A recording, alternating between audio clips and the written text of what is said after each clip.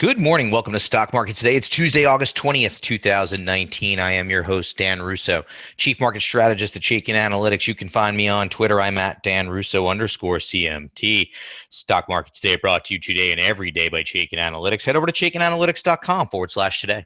Sign up for a free email. Follow along with this show. Get daily stock ideas for you to consider in your inbox every trading day before the market opens. And in addition, you'll be able to follow along with this show because a lot of the content that I pull for this show comes from that email. So U.S. equities closed higher in Monday's trading, ending just off their best levels. All sectors moved higher again, led by energy and tech.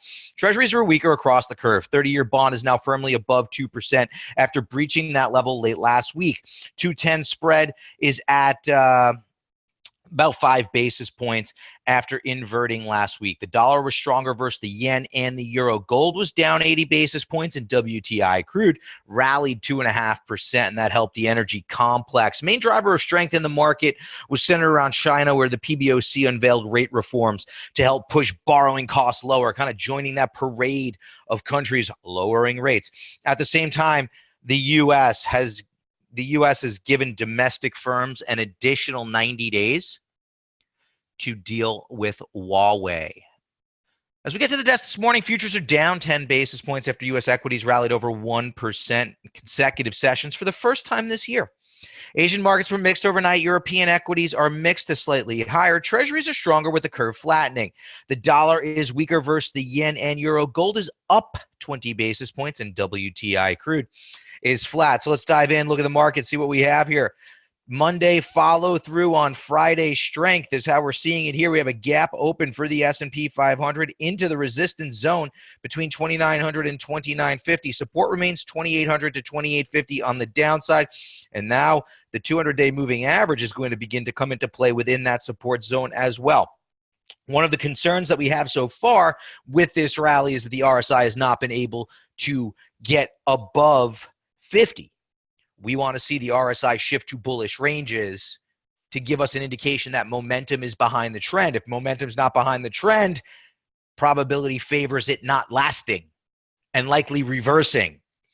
Chaikin money flow is bullish, so the indicators are mixed, but momentum is the key here.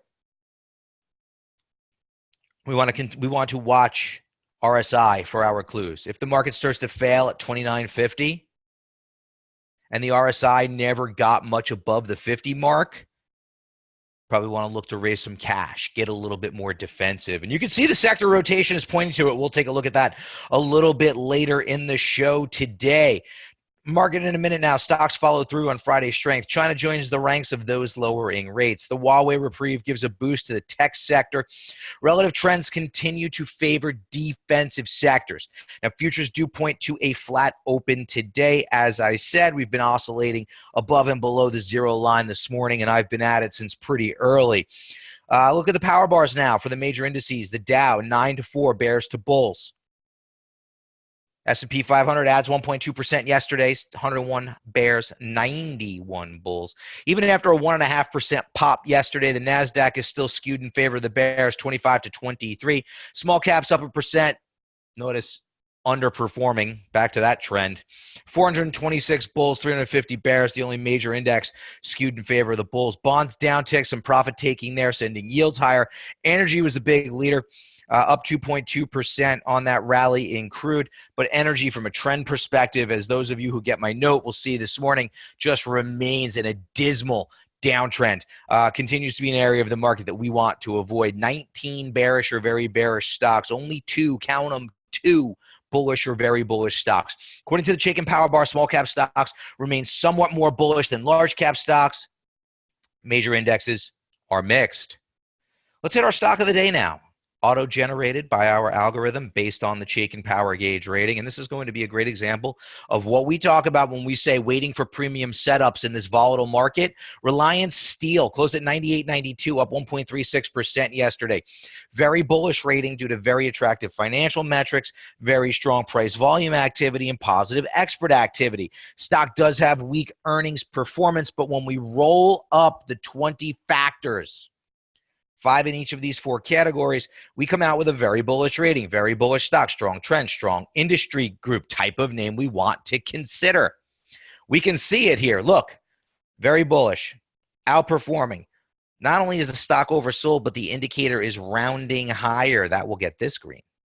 Bullish money flow above a rising long-term trend line as it consolidates after a positive earnings surprise. When we drop down the checklist, we can see that all 6 boxes are checked green here for Reliance. Does this mean Reliance is guaranteed to go up? No, but it's a high probability setup. It's a quality setup. You want to take quality setups and manage risk. I like being long RS as a bullish idea. Take a look at Reliance Steel today if you are looking for ideas to add to the portfolio. Taking a look at our sector tracker now. Moving to the major sectors over the last 5 days. Quite the shift after a 2-day rally. Staples remain at the top of the list, though. So still have those defensive properties, but nice to see tech coming on strong on that Huawei news. Utes and REITs and healthcare also defensive to round out the top 5. Comms, industrials, and fins are middle of the road. Discretionary materials are positive, but towards the bottom of the list. And energy is the only group negative over the past 5 days. Even after that huge rally yesterday, still negative over the past 5 days. Energy continues to be an area of the market that we want to avoid. Another area of the market that does not look good that we want to avoid is our industry in focus today, and that's telecom services. Over the past 6 months, this subsector has underperformed the S&P 500 by 13.5%. And we think that that trend of underperformance is likely to continue because the power bar ratio is weak. 12 bearish or very bearish stocks, 7 bullish or very bullish stocks. That's currently ranked number 16 of 21 subsectors. Some of the names there that you certainly want to avoid or maybe even look for opportunities on the bearish side. IDCC, InterDigital Inc., Boingo Wireless, ticker symbol Wi-Fi, and Viasat, VSAT, all with very bearish Chaikin power gauge ratings. Now let's take a look at XTL here. You can see very clearly that the ETF that tracks this industry group has a bearish rating at Chaikin Analytics. Bearish rating, weak trend, underperforming the market. So same analysis applies. Bearish rating, underperforming. At the very least, you know you don't want to touch it. Now, money flow hasn't really given us much of a clue here. It's been a mixed bag, but from a trend perspective, you can see the fund is below a declining long-term trend line. So that is obviously something that we want to avoid and maybe even start to look for opportunities when the overbought, oversold indicator rounds back up to an overbought position, right? And this environment where the market is choppy, where we expect a volatile trading range, where the seasonals are working against you. Remember, we've talked about how August and September are seasonally weak months for the market. You really want to focus on what's outperforming and avoid what's underperforming, and that's what we're going to help you do each and every day. Taking a look at what's trending now, yesterday's S&P 500. Gainers and losers are mover and shakers, Estee Lauder, up 12.5% following their earnings announcement. NVIDIA follows through. Remember, we've been highlighting semis, and we've been talking about the fact that semis have been holding up, and if you remember, yesterday we had CLAC.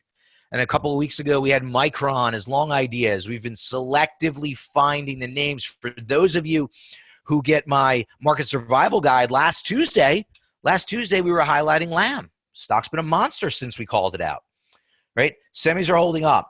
NVIDIA following through likely helps there. Wins up 6.5%. They are a play on China. Kohl's up 5.9% yesterday. Their earnings out this morning, and they beat. And then DXC actually won a dispute with Hewlett-Packard Enterprises, so getting awarded some cash. That stock up 5.66% yesterday. ADS follows through to the downside, but again, another strong day in the market yesterday, so the downside is not all that extreme. DaVita announced results of a Dutch auction, sent that stock lower by 1.5%. Nectar, no real news there, but I will note that since being added to the S&P 500, this stock has been an utter disaster, down 1.25% yesterday. Centene down 1.2%, starting to look for RFPs in Texas, and Centene is seen as having some market share at risk there. So investors looking to lighten up positions in Centene heading into that event. And Newmont Gold gave some back yesterday. Newmont was lower. There was actually a positive article, takeaways on their merger with Gold Corp in the Wall Street Journal yesterday, but the stock was still lower by nearly 1.2% on the day. So those are your movers. Those are your shakers. It's Thursday. I'm sorry, it's Tuesday. Getting way ahead of myself. I am still on vacation as I record this show. Relative trends favor defense. On Tuesdays, we look at the sector relative trends in the marketplace, and we look across time frames. I look at some trend work, longer-term trend work, and some shorter-term sector rotation. The shorter-term sector rotation, you can see here pretty clearly that the defensive groups are making a beeline to outperformance. Right? I mean, just straight line, solid outperformance, no wavering here. We've been calling it out for the past 2 weeks that it's been going that direction, and now it's played out. We've been calling for lower yields as well, which has helped the REITs and the Utes. Staples and healthcare is on the verge of breaking into the leading group. Now, tech is weakening of late, but we'll take a look that from a longer trend perspective, it's actually beginning to reassert itself. Energy remains a group to avoid. Discretionary weakening, industrials weakening, financials finally, rates finally catching up to those guys. Financials are actually trying to hold up, and now the rates are just too much. The declining rates are just too much for the banks, and it's starting to drag down the group. Watch the comms here. They've just kind of been churning, but really the theme is defensive outperformance. And take a look at a group like REITs breaking out on a relative basis. Here we're looking at XLRE relative to the SPY, so the real estate sector relative to the broader market. And you can see a nice steady uptrend, a nice steadily rising 200-day moving average of the ratio, right? Finds support, quickly rebounds, and now breaks to new highs on a relative basis. What is this? This is falling yields. This is defensive positioning as volatility has picked up in the market. Whatever it is, the trend is in place, right? When you're looking for leading areas of the market, you know what's leading right now? REITs, utilities, staples, and tech. In the near term, though, this trend looks a bit overbought. But what's interesting to me is the RSI of the ratio has not become oversold. Really hasn't really become oversold since back in the April timeframe. So solid momentum backing this trend, and on an absolute basis, you can see the REITs breaking to new all-time highs. And in a nice steady uptrend. I think if you're looking for long ideas, I think you'd be remiss if you did not check out the real estate industry group. Technology is another area. So it's kind of this interesting dynamic at play. And we've talked about this in the past, that in a slowing growth environment, which is what we have here, two themes that you want to focus on are growth and rate sensitive, right? Hard for rates to go up in a slowing growth environment. So REITs, utilities do well. But at the same time, in a slowing growth environment, investors are willing to pay a premium for growth. You've heard me talk about this. Tech, obviously seen as a growth area, so it's uptrend reasserting on a relative basis. XLK relative to the SPY above the 200-day moving average went into a bit of a consolidation, right? We started to think about potentially this being a false breakout, but we've reasserted to the upside. Notice that RSI has held in bullish ranges, and on an absolute basis, tech has held its uptrend and is now beginning to move higher. What's interesting to me is some of the shifts that are taking place within the tech sector. For those of you who read my market survival guide, we talk about one of them today. Software no longer leading. The leadership within tech has shifted to the semiconductors group you've heard me talk about. We just talked about it earlier. We've been highlighting bullish ideas in the semiconductor space. You see how it works? Leading stocks and leading industry groups, and we keep rotating. We don't remain dogmatic in our view in any way. And for those looking for a stock idea, T Rowe is my bullish stock of the day. In my notes, Chaikin Analytics clients today, very bullish stock, strong trend, strong industry group, outperforming the market, overbought, oversold indicator, starting to move higher from an oversold position after the stock holds support at the rising long-term trend line. I see continued upside and outperformance for T Rowe. Here I have made it my bullish stock of the day in my note to Chaikin Analytics clients, and you've heard me reference my market survival guide. Here's the site where you can go check it out. It's a weekly action plan for surviving and thriving in any market. I will be back here tomorrow. Have a great Tuesday, everyone.